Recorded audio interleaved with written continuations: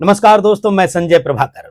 आज बात सीधे उस तस्वीर से शुरू करेंगे जिसने बंगाल की राजनीति में आधी रात को तूफान खड़ा कर दिया। आधी रात को। और खबरें जिस तरीके से आ रही हैं अलग अलग न्यूज प्लेटफॉर्म्स पर आपने पढ़े होंगे। रात सुबह होने से पहले रात को करीब 2:30 से 3 बजे के बीच पुलिस की टीम केंद्रीय बलों की मौजूदगी के साथ तृणमूल कांग्रेस के राष्ट्रीय महासचिव और सांसद अभिषेक बनर्जी के घर पहुंची। रात में, सुबह भी नहीं हुई थी। और रिपोर्ट्स में यह कही जा रही है बातें कि यह कार्रवाई उनके सहयोगी सुमित रॉय की तलाश में की गई थी, जिन पर फाइनेंशियल फ्रॉड या वसूली से जुड़े मामले में उनका नाम सामने आया है। ये बातें सामने आ रही हैं और पुलिस सूत्रों का दावा है कि वे जांच के सिलसिले में पहुंचे थे। और दूसरी तरफ तृणमूल कांग्रेस का आरोप है कि यह कार्रवाई राजनीतिक बदले की भावना से की गई। तृणमूल कांग्रेस के आरोप को खारिज भी नहीं कर सकते दोस्तों, बिल्कुल नहीं। पॉलिटिकल वेंडेटा से इनकार भी नहीं किया जा सकता, क्योंकि तस्वीरें आप देख रहे हैं पिछले कुछ दिनों से। इसलिए पश्चिम बंगाल की शुभेंदु अधिकारी की सरकार के साथ केंद्र सरकार की जांच एजेंसियां अब कानून की फांस में कहां बुरी तरीके से फंस सकती है, इस मामले को लेकर आइए इस पर गौर करते हैं। दोस्तों, इस वीडियो को अंत तक एक एक शब्द को कान लगाकर सुनिएगा, क्योंकि बात कानून की होगी। आज एक पावरफुल सांसद अभिषेक बनर्जी के घर पर रात 3 बजे इन्वेस्टिगेशन एजेंसियों ने छापा मारा। 3 बजे। कल आपके हमारे जानने वाले किसी के घर में पुलिस धावा बोल सकती है, बस इस आरोप पर कि किसी आरोपी से आपने बात की थी, फोन पर बात करने के सबूत मिले हैं, ऐसे कहा जा सकता है। कॉल के रिकॉर्ड्स आए हैं या आरोपी के दोस्त हैं आप, वगैरह वगैरह। अब आप सोचेंगे कि भाई हमारा किसी फ्रॉड से क्या लेने देना, किसी क्रिमिनल से हमारा कोई संबंध ही नहीं है। पर कई बार इनोसेंट लोग भी फर्जी केस में फंसा दिए जाते हैं और फंस जाते हैं। कई मिसाल सामने आ चुकी हैं, आपने भी खबरों में पढ़ी होंगी। दोस्तों, आर्मी के एक रिटायर्ड ऑफिसर हैं कर्नल RS मलिक। उम्र होगी इस समय करीब 90 के आसपास। एक बार उन्होंने मुझसे कहा था, यूं ही बातचीत के दरमियान, कि पुलिस वाले लड़के को लड़का और लड़की को लड़का फिजिकली नहीं बना सकते।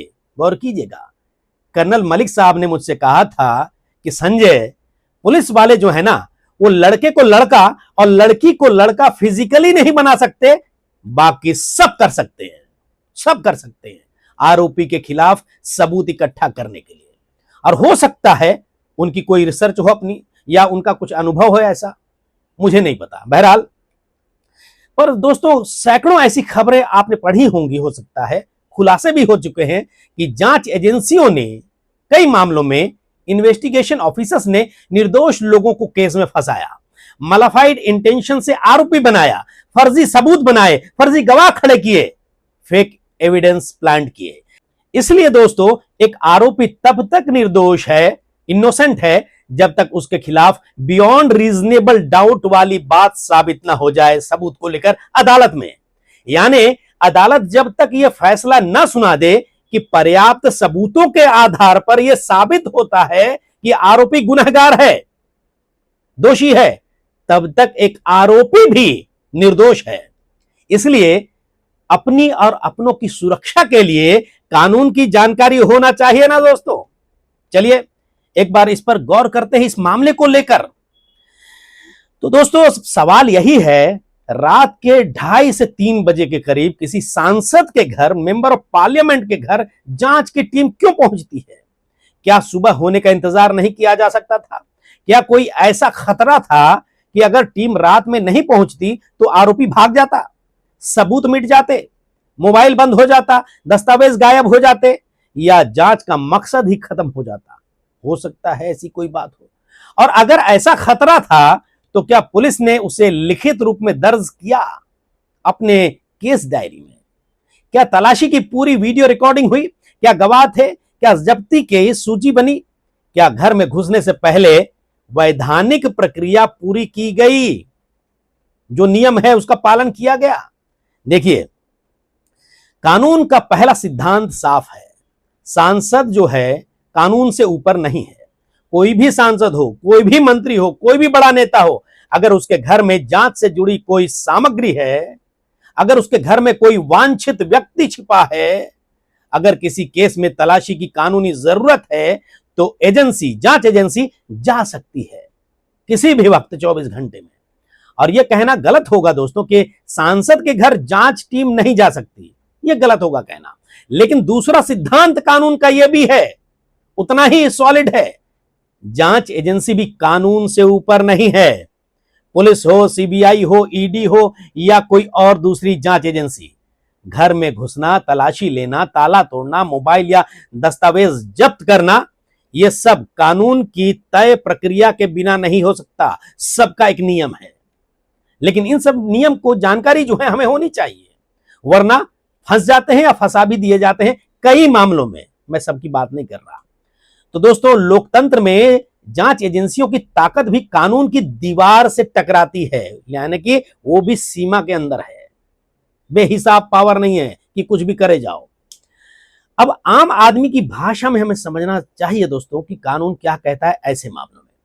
पहली बात तो यह है कि यह मामला बीएनएस का नहीं है, बीएनएसएस का है। बीएनएस यानी भारतीय न्याय संहिता अपराधों की परिभाषा और सजा बताता है, क्या इसमें प्रावधान है सजा के। लेकिन तलाशी कैसे होगी, गिरफ्तारी कैसे होगी, वारंट कैसे निकलेगा, घर में घुसने की प्रक्रिया क्या होगी, यह सब बीएनएसएस यानी भारतीय नागरिक सुरक्षा संहिता में आता है। पहले यही काम सीआरपीसी करती थी, जो कि बदल दिया गया, अब बीएनएसएस करती है। तो दोस्तों, बीएनएसएस की धारा 96 कहती है, सेक्शन 96 कहती है कि अदालत सर्च वारंट जारी कर सकती है। लेकिन कब? जब अदालत को लगे कि कोई दस्तावेज या चीज जांच या मुकदमे के लिए जरूरी है और वो सामान्य तरीके से नहीं मिल पाएगी, और अगर पुलिस या जांच एजेंसी कोर्ट को यह विश्वास दिलाती है कि किसी जगह तलाशी जरूरी है, तो अदालत वारंट जारी कर सकती है। लेकिन दोस्तों, सुप्रीम कोर्ट ने अपने एक benchmark judgement vs Kuttan Pillai उस मामले में साफ कहा था कि सर्च वारंट जारी करना कोई रूटीन काम नहीं है कि तुरंत कर दो। मजिस्ट्रेट को मशीन की तरह हस्ताक्षर नहीं करने चाहिए, सोच समझकर पूरे अच्छे से। यह मामला गंभीर न्यायिक काम है और गंभीरता में सोचकर करना चाहिए सर्च वारंट अगर जारी करना है तो दोस्तों, अब अगर सर्च वारंट है और घर बंद है, जहां पर जाकर सर्च करना है, छापा मारना है, जांच करनी है, तो बीएनएसएस की धारा 103 सेक्शन 103 लागू होती है। आप खुद भी जाकर गूगल में सर्च कर सकते हैं इन धाराओं के बारे में और खुद ज्यादा जानकारी ले सकते हैं, या फिर और भी अच्छे एक्सपर्ट से जाकर मिल सकते हैं। तो दोस्तों, सेक्शन 103 बीएनएसएस क्या कहती है? इसका मतलब यह है कि जांच एजेंसी के जो अधिकारी हैं उनको पहले अंदर प्रवेश मांगना होगा, यानी कि एंट्री के लिए उनको बोलना होगा कि भाई हम जांच करना चाहते हैं, मुझे अंदर आने दो या हमें अंदर आने दो। अगर एंट्री नहीं दी जाती है तो कानून के तहत जरूरी स्थिति में ताला या दरवाजा तोड़कर भी एंट्री की जा सकती है, यह हमारा कानून कहता है। लेकिन इसका मतलब यह नहीं है कि ताला तोड़ना ही पहला कदम है, ताला तोड़ना आखिरी कदम होना चाहिए कानून के हिसाब से। और जब कानूनी अधिकार हो दोस्तों और एंट्री से रोका गया हो, तब ऐसे मामलों में होता है। सेक्शन 103 यह भी कहती है कि तलाशी स्वतंत्र गवाहों की मौजूदगी में होनी चाहिए, स्वतंत्र गवाहों की मौजूदगी में, यानी कि जो गवाह हो वो निष्पक्ष हो, और जब्त सामान की सूची भी बननी चाहिए, लिस्ट, और उसकी कॉपी घर के कब्जेदार या संबंधित व्यक्ति को दी जानी चाहिए। अब दोस्तों, बीएनएसएस की एक नई और बेहद महत्वपूर्ण धारा है सेक्शन 105। इसमें सर्च और सीजर की ऑडियो वीडियो रिकॉर्डिंग की बात आती है, इसमें मेंशन किया गया है, प्रावधान है सेक्शन 105। यानी आज के कानून में सिर्फ कागज पर पंचनामा बनाकर काम खत्म नहीं होना चाहिए, समझ गए ना। तलाशी और जब्ती की प्रक्रिया को रिकॉर्ड करना जरूरी है, ताकि बाद में कोई ये ना कह सके कि सामान डाला गया, यानी कि प्लांट किया गया, ये भी आरोप लग सकते हैं। सामान छिपाया गया, ये भी आरोप लग सकते हैं जांच एजेंसियों पर। जब्ती गलत दिखाई गई या घर वालों के साथ गलत व्यवहार हुआ, ये भी आरोप लगते हैं या लग सकते हैं। तो दोस्तों, वीडियो रिकॉर्डिंग एजेंसी को भी बचाती है और नागरिक को भी बचाती है। अब ऐसे में दोस्तों सबसे महत्वपूर्ण बात यह है कि अगर वारंट नहीं है तो क्या पुलिस तलाशी ले सकती है बिना वारंट के? इसका जवाब है कुछ खास परिस्थितियों में बिल्कुल कर सकती है। बीएनएसएस की धारा 185 सेक्शन 185 बीएनएसएस यही कहती है, यही प्रावधान है इसमें। आप भी चेक करिए जाकर गूगल में। अगर जांच अधिकारी यानी कि आईओ इन्वेस्टिगेशन ऑफिसर को रीजनेबल ग्राउंड्स यानी उचित आधार पर यह विश्वास है कि कोई जरूरी चीज किसी जगह मिल सकती है, फलाने जगह मिल सकती है, और अगर वारंट लेने में देर हुई तो वो चीज गायब हो सकती है, वो इंसान गायब हो सकता है, वो गवाह गायब हो सकता है, वो क्रिमिनल गायब हो सकता है, या सबूत नष्ट हो सकते हैं, तो अधिकारी यानी कि आईओ बिना वारंट तलाशी ले सकता है। लेकिन यह पावर खुली छूट बिल्कुल नहीं है उस अधिकारी के लिए। अधिकारी को ऑफिसर को लिखित कारण दर्ज करने होंगे अपने केस डायरी में। उसे बताना होगा अदालत में कि वो क्या खोज रहा था, और यह रिकॉर्ड तय समय के भीतर मजिस्ट्रेट के सामने जमा करना पड़ेगा। तो दोस्तों ऐसे में एक सवाल और पैदा होता है, अगर अभिषेक बनर्जी के घर पुलिस रात में गई 2:30 से 3 बजे के आसपास, तो कानूनी बहस यह नहीं होनी चाहिए कि रात थी इसलिए सब गैर कानूनी है। बिल्कुल नहीं। कानूनी बहस यह होनी चाहिए क्या वारंट था पुलिस के पास, जांच ऑफिसर के पास? अगर नहीं था तो क्या सेक्शन 185 वाली अर्जेंसी थी? क्या उस अर्जेंसी को लिखित रूप में दर्ज किया गया केस डायरी में? क्या पुलिस को लगा कि सुमित रॉय वहां छिपे हैं? अगर हां तो वो किस सूचना के आधार पर थी? क्या मोबाइल लोकेशन थी? क्या गवाह का बयान था? क्या कोई टेक्निकल इनपुट था? और अगर घर के अंदर तलाशी हुई तो क्या उसकी रिकॉर्डिंग हुई? कानून यह नहीं कहता है कि रात 3 बजे तलाशी हमेशा गैर कानूनी है, बिल्कुल नहीं कहता। लेकिन कानून यह जरूर कहता है कि रात 3 बजे की तलाशी का कारण सामान्य से ज्यादा मजबूत होना चाहिए, क्योंकि आधी रात की कार्रवाई किसी भी परिवार की प्राइवेसी, सेफ्टी, डिग्निटी और मेंटल पीस यानी मानसिक शांति पर सीधा हमला जैसी महसूस हो सकती है। सोचिएगा। और ऐसे मामलों में हायर कोर्ट्स में अपील की जा सकती है ऐसी घटनाओं के लिए। इसलिए जांच एजेंसियों को यह दिखाना पड़ता है कि यह कोई तमाशा नहीं था, कोई दबाव नहीं था, कोई पॉलिटिकल प्रेशर नहीं था, कोई पॉलिटिकल प्रेशर नहीं था, बल्कि जांच की वास्तविक जरूरत थी, यह दिखाना पड़ता है अदालत में। अब यहां सांसद वाली बात को हमको समझना होगा दोस्तों। हो सकता है हम लोगों में से कई लोग ये सोचेंगे अरे भाई वो सांसद हैं, उनके घर पुलिस कैसे पहुंच गई? लेकिन संविधान का आर्टिकल 105 सांसद को सिर्फ संसद में कही गई बात, संसद के अंदर कही गई बात और दिए गए वोट के मामले में सीमित इम्यूनिटी देता है, लिमिटेड इम्यूनिटी देता है, बस उसके अंदर, संसद के अंदर। और अगर क्राइम करने के मामले में, अपराध करने की इम्यूनिटी बिल्कुल नहीं देता। और दोस्तों सुप्रीम कोर्ट की 7 जजों की बेंच ने सीता सोरेन केस में साफ कर दिया कि रिश्वतखोरी जैसे आपराधिक मामले में सांसद हो या विधायक आर्टिकल 105 या 194 की ढाल लेकर बिल्कुल नहीं बच सकते। यानी कानून की नजर में सांसद भी जांच के दायरे में आ ही सकता है। लेकिन इसी बात का दूसरा पहलू भी है दोस्तों। अगर सांसद कानून के ऊपर नहीं है तो एजेंसी भी राजनीति से ऊपर दिखनी चाहिए। यह सिर्फ होना नहीं चाहिए कि कार्रवाई कानूनन सही है, यह दिखना भी चाहिए कि कार्रवाई निष्पक्ष है। जब विपक्षी नेता के घर तड़के पुलिस पहुंचती है, यानी सुबह नहीं हुई, उससे भी पहले रात को 2:30-3 बजे पहुंचे, जब उसके बाद राजनीतिक बयानबाजी शुरू हो जाए, जब पार्टी से बदले की कार्रवाई बताए और सत्ता पक्ष यह बोले कि कानून अपना काम कर रहा है, तब जनता को सबसे पहले कानून की प्रक्रिया दिखनी चाहिए। क्योंकि लोकतंत्र में सबसे खतरनाक चीज क्या है? एजेंसी का इस्तेमाल हथियार की तरह बिल्कुल नहीं दिखना चाहिए। और उतनी ही खतरनाक चीज क्या है दोस्तों? किसी बड़े नेता का कानून से ऊपर होने का दावा बिल्कुल नहीं करना चाहिए। दोनों गलत हैं अपनी जगह। न नेता राजा है, न एजेंसी साम्राज्य है। दोनों के ऊपर कानून है, कानून कानून सबके लिए बराबर है हमारे देश में।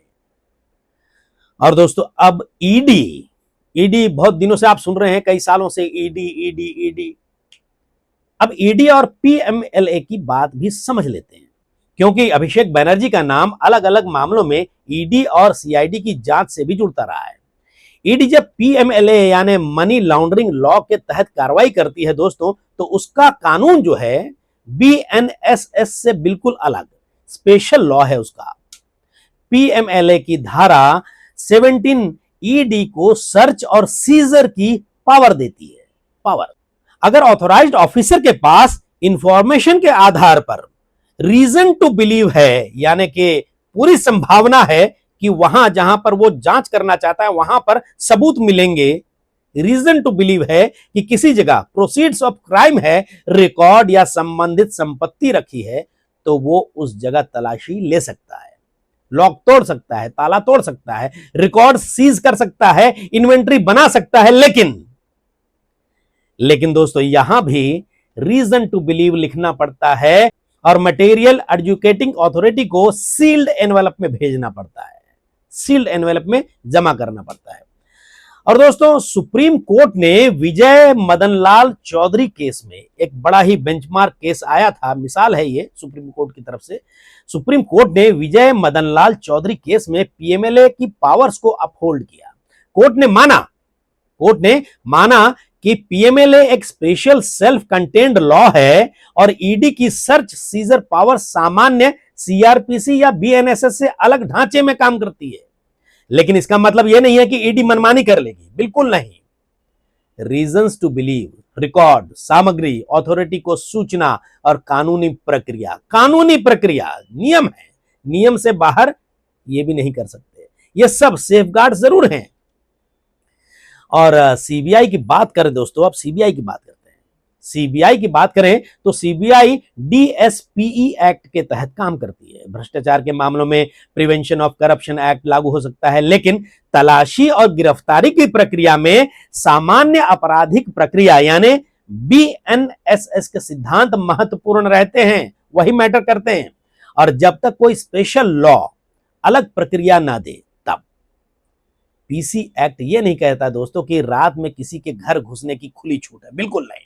और जांच अधिकारी, IO, investigation officer, rank, sanction, procedure, search warrant, इन सब बातों का महत्व रखता है। गौर कीजिएगा, बहुत ध्यान से सुनिए, आगे और भी खास बातें हैं, हम सबको जानने चाहिए, क्योंकि कल क्या होगा कोई नहीं जानता, मुसीबत कभी भी आ सकती है। अब दोस्तों बात करते हैं सुप्रीम कोर्ट के एक और बेंचमार्क जजमेंट की, सुप्रीम कोर्ट के प्राइवेसी वाले फैसले की बात की। डिस्ट्रिक्ट रजिस्ट्रार बनाम कैनरा बैंक के केस में सुप्रीम कोर्ट ने कहा था कि सर्च और सीजर, सर्च जांच करना, सीजर जब्ती करना, नागरिक की प्राइवेसी में दखल है, दखल। सुप्रीम कोर्ट ने बोला स्टेट को यानी कि राज्य को जांच का अधिकार है, लेकिन वो असीमित नहीं है, अनलिमिटेड नहीं है। इसका मतलब आसान भाषा में क्या है दोस्तों, यह है कि सरकार यह नहीं कह सकती कि मैं सरकार हूं इसलिए जहां चाहूं घुस जाऊं, बिल्कुल नहीं। उसे कानून दिखाना होगा, कारण दिखाना होगा, प्रक्रिया दिखानी होगी, सुप्रीम कोर्ट ने अपने जजमेंट में कहा। अब दोस्तों एक बार फिर से लौटते हैं अभिषेक बनर्जी वाली घटना पर। जो रिपोर्ट्स आ रही हैं उसके मुताबिक रात को 2:30 से 3 बजे के बीच में, यानी कि 3 बजे के आसपास, सुबह होने से पहले अभिषेक बनर्जी के घर पर पुलिस वहां पहुंची, जांच एजेंसीज के लोग पहुंचे और ताला तोड़कर घुस गए। और टीएमसी ने राजनीतिक बदले का आरोप लगाया, बड़ा गंभीर आरोप है, पॉलिटिकल वेंडेटा का आरोप। पुलिस सूत्रों ने जांच का हवाला दिया है कि भाई हम जांच करने पहुंचे थे। बिना कोर्ट के रिकॉर्ड देखे ये कहना भी गलत होगा ना दोस्तों कि ये जांच जो है, या फिर वहां पर घुसी पुलिस, जिस तरीके से खबरें आ रही है ताला तोड़ के घुसी, ये आरोप लग रहे हैं कि भाई पुलिस जो है अवैध तरीके से घुसी, ये कहना जल्दबाजी होगी। और बिना एजेंसी पेपर्स देखे ये कहना सब कुछ कि वो सब पुलिस जो है, जांच एजेंसी बिल्कुल सही रूप से घुसी थी या वैध एंट्री थी, ये भी कहना गलत होगा और जल्दबाजी होगी। और यही सवाल है कि क्या पुलिस के पास सर्च वारंट था? अगर था वारंट तो किस अदालत ने जारी किया था? वारंट में क्या लिखा था? पुलिस की तलाश या दस्तावेज की तलाशी लिखी थी? क्या लिखा था? अगर वारंट नहीं था तो बीएनएसएस की धारा 185 के तहत क्या रिटन रीजंस रिकॉर्ड किए गए? उसी वक्त क्या पुलिस ने यह दर्ज किया कि देरी से आरोपी भाग सकता था या सबूत नष्ट हो सकते थे, लिखा या नहीं उस वक्त? क्या घर में प्रवेश से पहले, एंट्री से पहले नोटिस दी थी जांच एजेंसी ने, या अधिकार बताया कि भाई ये हमारा अधिकार, हम घुस सकते हैं, और किस आधार पर? क्या ताला तोड़ने की कानूनी रूप से ये कार्रवाई की गई? अगर ताला तोड़ा गया जिस तरीके से आरोप लग रहे हैं, क्या तलाशी में 2 स्वतंत्र गवाह थे, निष्पक्ष गवाह खड़े थे? क्या महिला अधिकारी मौजूद थी? अगर घर में महिलाएं थी तब क्या पूरी तलाशी की ऑडियो वीडियो रिकॉर्डिंग हुई? क्या कोई सीजर हुआ, जब्ती हुई कुछ? अगर कुछ नहीं मिला तो क्या NIL NIL सीजर मेमो जारी किया गया, दिया गया? और सबसे बड़ा सवाल दोस्तों, क्या इस कार्रवाई का समय और तरीका जांच की जरूरत से तय हुआ था या राजनीतिक बदले की भावना से? यही सवाल लोकतंत्र में पूछे जाने चाहिए, क्योंकि आज मामला अभिषेक बैनर्जी का है, कल किसी और नेता का होगा, परसों किसी पत्रकार का होगा, और अगले दिन किसी आम आदमी का भी हो सकता है। दोस्तों समझ लीजिए, इसलिए हमें व्यक्ति देखकर कानून बिल्कुल नहीं बदलना चाहिए और नहीं समझना चाहिए। कानून एक ही होना चाहिए, एक ही है, चाहे आरोपी सांसद हो, मंत्री हो, उद्योगपति हो, पत्रकार हो या कोई भी आम नागरिक हो। अगर किसी ने भ्रष्टाचार किया है तो जांच होनी चाहिए, पूरी ताकत से होनी चाहिए, कोई बचना नहीं चाहिए। लेकिन अगर जांच के नाम पर आधी रात की दहशत पैदा की जा रही है, अगर प्रक्रिया को ताक पर रखकर, अगर नियम को ताक पर रखकर किसी के घर में घुसा जा रहा है, अगर कैमरे और फोर्स का इस्तेमाल कानूनी कार्रवाई से ज्यादा पॉलिटिकल तमाशे के लिए हो रहा हो, तो सवाल खड़े होंगे और सवाल पूछना जरूरी है भी। और सवाल पूछना एजेंसी विरोध नहीं है, जांच एजेंसियों के खिलाफ नहीं है, ना सरकार के खिलाफ है। सवाल पूछना संविधान के पक्ष में खड़ा होना है दोस्तों। सोचिएगा, क्योंकि जांच एजेंसी की ईमानदारी उसकी प्रोसीड्योर से साबित होती है। गौर कीजिएगा एक बार फिर से, जांच एजेंसी की ईमानदारी उसकी प्रोसीड्योर से साबित होती है। अगर कागज सही है, कागज पर सही है एजेंसी, कारण सही है, वारंट सही है, रिकॉर्डिंग सही है, सीजर मेमो सही है, तो एजेंसी को घबराने की कोई जरूरत नहीं है, डरने की कोई जरूरत नहीं है। अदालत में वो अदालत में टिकेगी भी और जनता के सामने भी टिकेगी। लेकिन अगर कार्रवाई में जल्दीबाजी की गई है, क्लैरिटी नहीं है, पॉलिटिकल टाइमिंग और प्रक्रिया की कमी नजर आती है, तो फिर सवाल उठेंगे और उठने भी चाहिए दोस्तों। सोचिएगा, अब यहां एक लाइन बहुत ध्यान से समझिए दोस्तों, बहुत ध्यान से। रात 3 बजे छापा, जांच के लिए टीम आती है, रेड। ये रात को 3 बजे की रेड, पुलिस रेड, छापा गैर कानूनी नहीं है। लेकिन रात 3 बजे ये जो पुलिस गई जांच करने के लिए, जांच एजेंसी के लोग गए, उस जांच को, उस रेड को वैध साबित करने की जिम्मेदारी एजेंसी पर ज्यादा बढ़ जाती है। बर्डन ऑफ प्रूफ अदालत में बताना पड़ेगा एजेंसी को, क्योंकि ये कोई सामान्य समय नहीं है रात को 2:30-3 बजे जिस तरीके से खबरें आ रही हैं।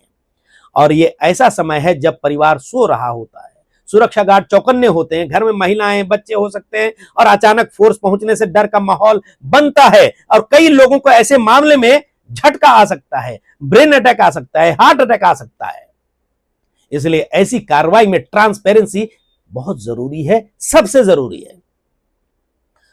और अगर दोस्तों एजेंसी कहती है कि हमें सूचना थी कि वांछित व्यक्ति यानी कि वांटेड पर्सन अंदर है, घर के अंदर या किसी बंगले के अंदर, तो वो सूचना रिकॉर्ड में होनी चाहिए, ये कानून कहता है।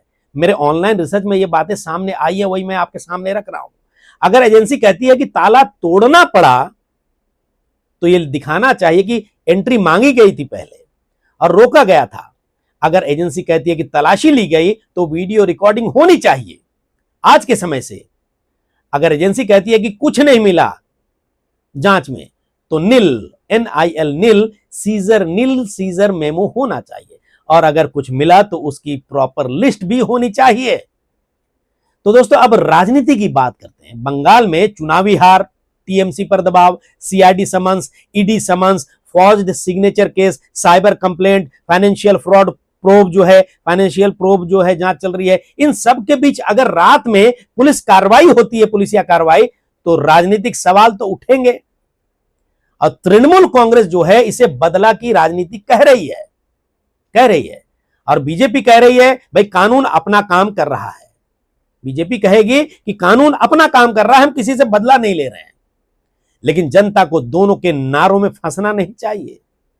जनता को कागज देखना चाहिए, फैक्ट्स देखनी चाहिए, प्रोसीजर मांगना चाहिए, अकाउंटेबिलिटी देखनी चाहिए, क्योंकि कानून जो है बकवास नहीं मानता, कानून नारे से नहीं चलता, कानून रिकॉर्ड से चलता है। और यही बात इस पूरे मामले की असली कसौटी भी है दोस्तों। और अगर पुलिस के पास सॉलिड आधार है तो वो सामने आएगा अदालत में। अगर तलाशी कानून के मुताबिक थी तो अदालत में जरूर टिकेगी, और अगर प्रक्रिया में कमी है, बदनीयती है, मैलिफाइड इंटेंशन है, तो अदालत सवाल पूछेगी।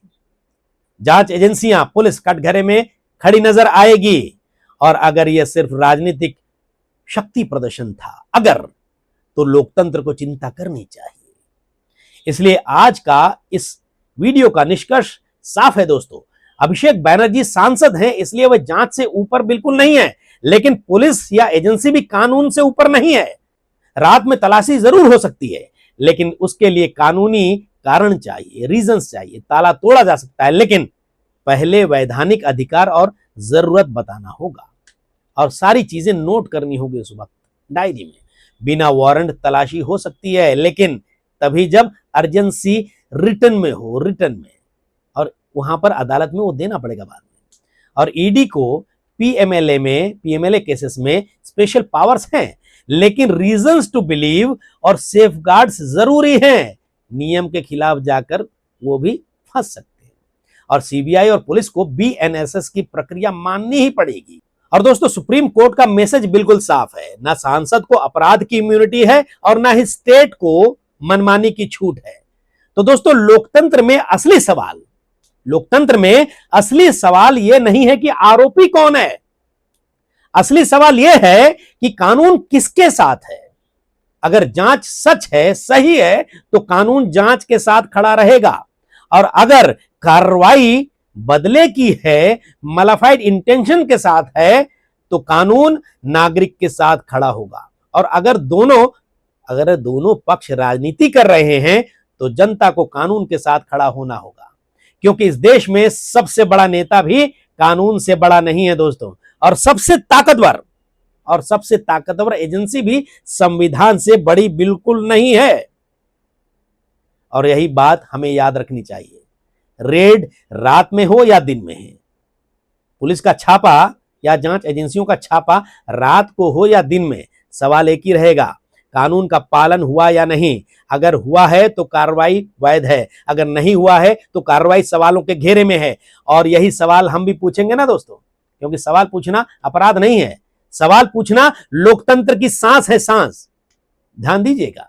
अब इस मामले में क्या हुआ, क्या नहीं हुआ, नियम का पालन किया गया, नहीं किया गया, यह अदालत में सामने आएगा आने वाले समय में।